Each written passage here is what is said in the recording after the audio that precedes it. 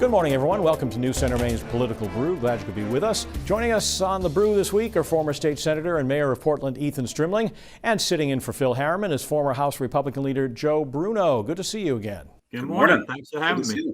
Plenty to talk about this morning, so let's get to it. Governor Janet Mills formally announced her re-election bid. We've accomplished so much.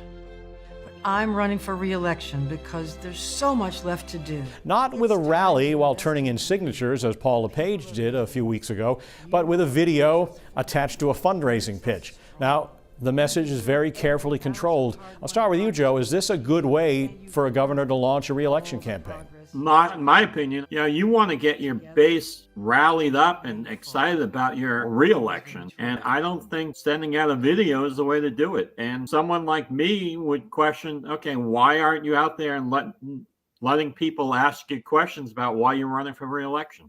Well, look, people have been releasing videos as they launch campaigns. They do it for president all the time, and then often they'll have a rally later. I mean, I think Paul LePage, when he had his, he clearly was rolling it out for weeks and weeks and weeks, and then finally had his rally. And his rally, honestly, was not very inspiring. I sort of thought it was going to be what Joe was just talking about, big, huge crowd, but there really was not as big of a crowd as you would expect. So, look, her video was good. It listed out a lot of accomplishments. That's very important, making very clear what she stands for.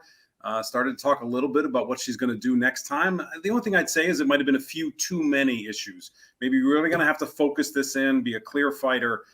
These two have very different opinions on where the state needs to go. It's going to be a tough race going forward. The Maine Republican Party says it has reserved almost $4 million for its first wave of TV ads to support Paul LePage's bid to return to the Blaine House. Mercifully for the people of Maine, those first ads aren't expected to begin until the end of August. But Ethan, that's a lot of money, almost $1.5 million more than what the party spent on TV in the entire 2018 race with Sean Moody as their standard bearer. It sure is. And make no mistake there, Pat. I have a feeling the ads will start well before August for sure in this race. It is going to be a lot of money. This is clearly a toss-up race. Both sides see it as such. Republicans have put forward a retread, obviously, from the past, but they're putting forward a very strong candidate. So we can expect to see a ton of money. But I would imagine that dollar for dollar, Democrats are going to step up. They are not interested in another 4 years of what Paul LePage brought us. Did Republicans fall down on the job a bit for Sean Moody, you think, Joe, and now they want to make up for it? Well, having been his campaign treasurer and finance person, it was hard raising money 4 years ago. I mean, we have a proven commodity in Paul LePage and someone who has won twice and got a lot of votes every time he ran. So this is definitely on the national radar for Republicans, that this is a seat that can be won. And, I look forward to this campaign. I think it's going to be a very good campaign. I do think that, it's a toss-up and it's going to be close the whole way. And I think they're going to be two very distinct camps, and what happens to the Maine economy over the next 6 months is going to be a big factor in how this election goes. I think that's true, Joe. The way the economy is looking is going to be very key. This is going to be very tight all the way through. It will be at some level, there's going to be a wave across the country. We already know Republicans are going to do better this year than Democrats. I think that Governor Mills is really going to have to go after LePage hard in a way that I don't think he's ever really had people go after him to expose his record. It's going to be one of these kind of races where everybody's going to want to make it about the incumbent, but the incumbent really needs to make it about the former incumbent. So, but let's not forget, Janet Mills doesn't have much of a record to run on if she didn't get $14 billion from the feds. So it goes both ways, Ethan. It goes both ways. Sure, but all she did was work with what she had, and she's done pretty well on that. Now, Bruce Poliquin filed his signatures to run for his old seat in the 2nd Congressional District, tying incumbent Jared Golden to the Biden agenda and blaming them for inflation and other problems we're facing. And also some very familiar tactics from Bruce Poliquin. For example, declining to answer questions about whether he thinks President Biden was legitimately elected. Now, he has a primary challenger in Liz Caruso of Caratunk, who is a newcomer to electoral politics. Joe, it seems the Poliquin campaign intends to ignore her as much as possible. So handicap this race. Well, to me, if you are a former congressman well known throughout the state, and you have a person running from Caratunk who never really has been involved in Republican politics that I know of. I've never heard of her until she came out with the coroner stuff. I think Bruce is using the right strategy to say, hey, we're just going to run my campaign like we would any other campaign. And it's going to be kind of like I need to just flick off this bug that's on me. But when debate season comes up and campaign forums, will he attend and face off with her, or will he stay away from them? What's the best way to go? Well, I mean, it all depends on how much TV stations are going to want to have a debate on a Republican primary. And, he may just avoid them, and because they don't really sway anyone, and they're not really watched by many people except political operatives and hacks like me and Ethan. So he may be better off with that strategy of just saying, you know what, I'm just planning for the fall election. Let our Democratic hack weigh in on this race. I'm rooting for Caruso all the way. How much fun is this going to be? Clearly Poliquin wanted to have a clean line. Look, but I'm not pretending like she's actually got a shot at winning. I don't think she does. He already has a lot of money. He doesn't want to spend that money, but if he has to, of course he will. I think he'll attend a debate or two. You kind of have to do that in order to just show the colors. It's also good practice. A lot of people think that primaries are not good for candidates. They'd rather just get straight to the general, but I actually think primaries are good. They sharpen your skills a little bit. You get out there, you have to scrap a little bit. The key is, will the base stay with you? You have to make sure you don't alienate folks, but I think it's healthy for democracy that she's in the race. She doesn't have a chance, but go Caruso. I think you're right, Ethan. A lot of people thought Mike Michaud should have had a primary challenger to sharpen up before he ran against Paul LePage, because he acted like he wasn't really ready. Senator Susan Collins met with Judge Ketanji Brown Jackson this week, and Collins described Jackson after the meeting as representing what she wants to see in a judge. Now, she's made no final decision on support yet, but Ethan, it seems the Biden administration would certainly like to have her vote. Yeah, for sure. I mean, they don't need it because they're pretty solidly going to have the 50-51 votes. But I would expect that Collins is going to vote for her. Collins made very clear in the past that she's never rejected a Supreme Court nominee. The only time she did was on a technical issue about the fact that Republicans were hammering through Amy Coney Barrett in the waning disastrous days of the Trump administration. So every other one she's voted for, Brown Jackson, she is incredibly qualified. She comes to the bench with just nothing that should concern anyone. So I expect that she'll be there, and that's the right thing for her to do. What do you think, Joe? Susan Collins is very level-headed and very fair. I'm also in the opinion that if that's who's nominated, and unless she is so extremely out there and has written opinions that are just so off-putting, she should be confirmed. That's the way the system is set up. It's an advise and consent. The president puts forward the candidate, and you go through the process. And she's very qualified. I don't agree with all her opinions, but at least she has opinions that you can read and make your own decision on. But just because you don't agree with her opinions doesn't mean she's not qualified. You make a good point, Joe, because it wasn't that long ago someone like Ruth Bader Ginsburg could be confirmed by over 90 votes, even though surely many Republicans did not agree with her opinions. Governor Janet Mills has made a Supreme Court nomination, a man who would become the first black justice on Maine's highest court.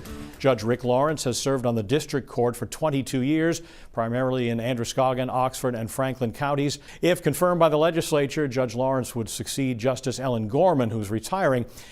Joe, it's interesting. These are really no drama affairs in Maine when Supreme Court nominees come up. Why is the process so different from the U.S. Supreme Court nominations? We don't have, in the legislature, you don't have everybody digging into records and lifestyles like you do at the national level. It's a whole lot different. I think it's wonderful that we're finally going to have a black person on the Supreme Court, and it's about time.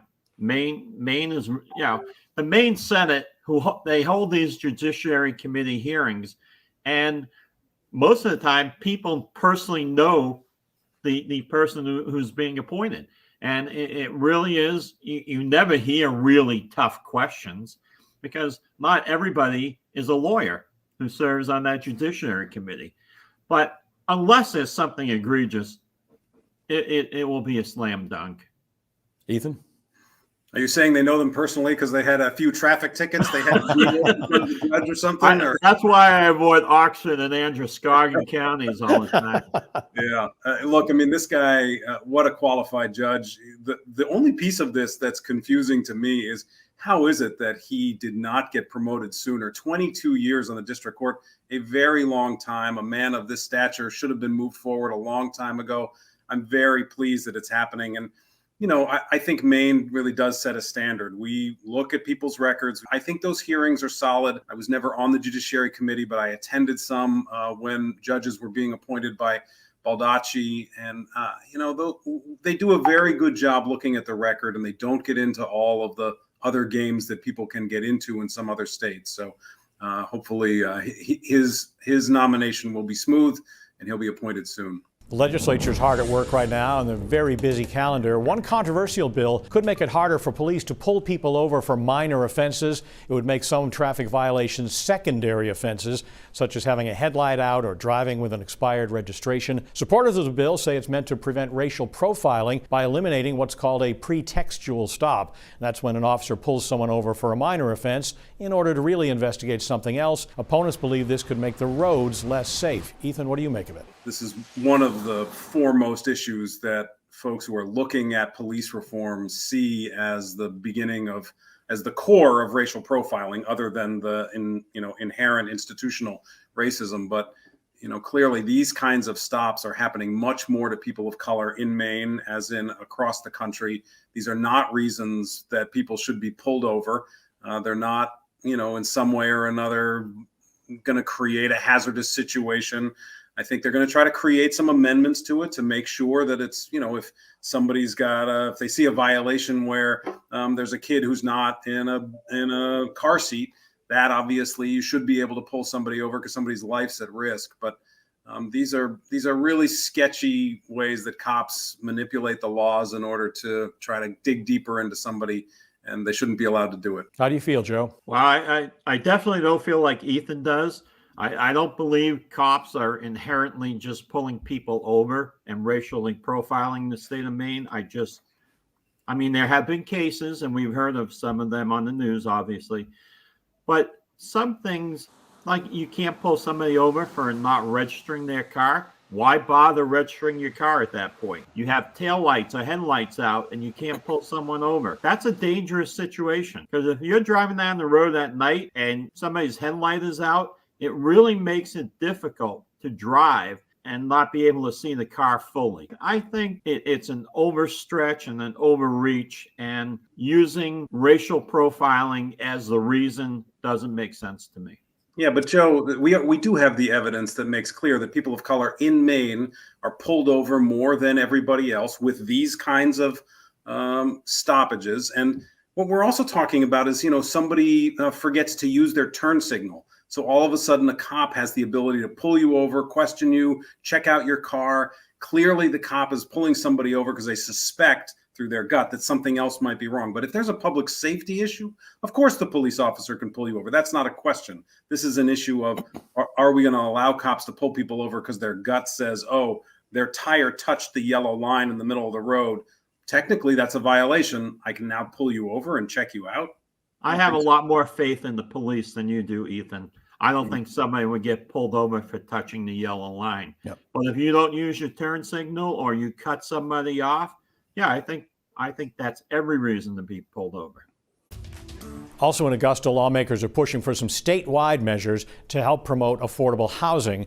That includes allowing for denser development. There would be state assistance to cities and towns to craft new zoning laws, and allowing property owners to build new units. Joe, is this something that has to be addressed on a statewide basis? No, absolutely not.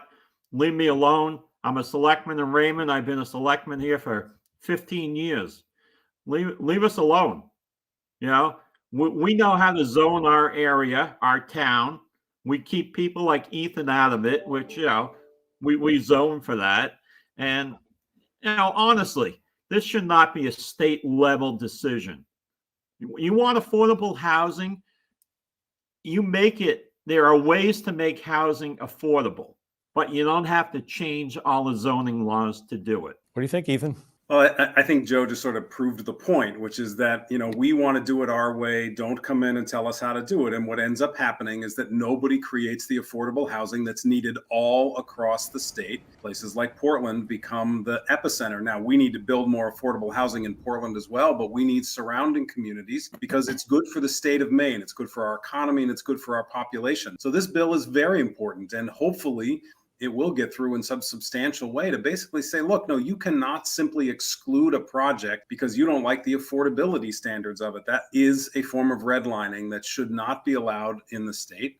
And I hope the legislature does something. Unfortunately, last week did not do something they should have done, which is allow communities to put a tax on second homes that are empty and put that into affordable housing. That would have been a good incentive to get more housing built and to get funds for it. But this bigger bill is very important. The local control means we don't have the affordable housing that we need. The amazing part, though, Ethan, is all you want to do is spend money, which is driving up the cost of housing. The more money you spend, the more you have to raise in taxes, and therefore you can't afford to build housing. It's a circle there, Ethan. Just go back and look. The more you spend, the harder it is to build houses and make them affordable. The reason that building affordable housing is so expensive right now has virtually nothing to do with property taxes in the state of Maine. It has to do with the cost of goods, has to do with right now with all the blockages of goods that are being sent around the world. It has the supply chain. It has nothing to do with the level of property taxes on those buildings. As you know, some of the communities in Maine with the lowest property tax rates in the entire state have virtually no affordable housing. All right, let's wrap up things this week with our winners and losers in politics. Joe Bruno, we'll start with you. All right, my winner is the Republican Senate, the Maine State Senate. They recruited 35 candidates to run. They're number 7 on the national Republican list as a possibility of switching over to Republican Senate. My loser, Joe Biden and Kamala Harris. No one has screwed up an invasion of Ukraine as much as they have, and they are embarrassing the country. And Ethan Strimling. They're not going to win back the Senate, Joe. I'll put whatever you want on that one. Sorry, buddy, but appreciate the enthusiasm. My winner of the week is Caruso running against Bruce Poliquin. I love it that she's in the race. Go Caruso. And my loser of the week, as much as you want to blame everybody but Putin, he is, again, the loser of the week. It is his fault what's happening in Ukraine, and we should not be blaming anybody else and focusing our attention on making sure that we stop him and get him out. Thank you, gentlemen, and thank you for being with us. We'll see you next time on Political Brew. News Center Maine is back after this.